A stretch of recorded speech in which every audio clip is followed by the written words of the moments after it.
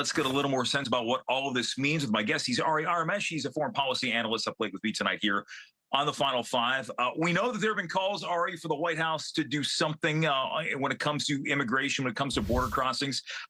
Today, this executive order, what does this mean? You know what? This is a little too late and a little too little, but it's better than nothing. The president has been criticized the past 3 years for not having done enough or much at all about the southern border.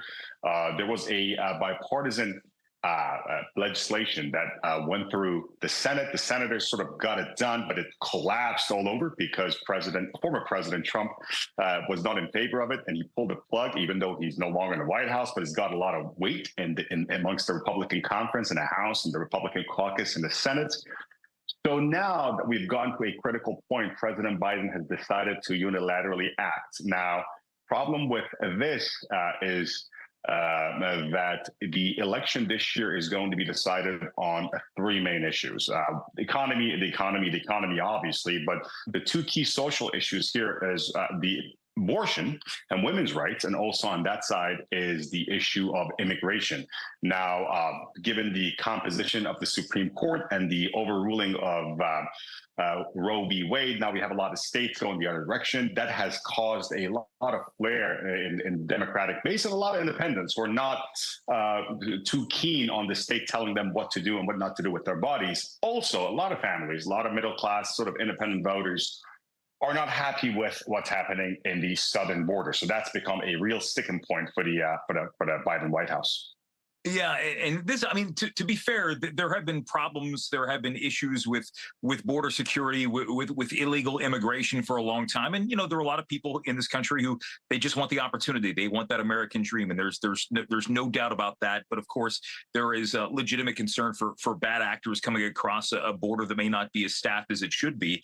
But as we look at how it got to this point right now, we've had Democrats in control of Congress. We've had Republicans in control of Congress. There have been opportunities to get things done well before that bipartisan compromise you just mentioned. Why does it come to a head now? Three reasons. You got the far left, you got the far right, and then you got political opportunists. And that's the problem. The far left wants everything. The far right wants nothing. Then the political opportunists pull the plug when a compromise is there to be achieved. This is our war. I'm an immigrant. I came to this country, you know, when I was a kid, and I'm an American now. And but we have to deal with this situation realistically. We need immigrants. We need a good workforce. We need skilled or unskilled labor. We need to provide a refuge to those who need a safe haven from all the ills and evils of the world. But it has to be done in a reasonable, logical, rational, and lawful order. We can't have several thousand crossings a day at the southern border. That's a national security issue.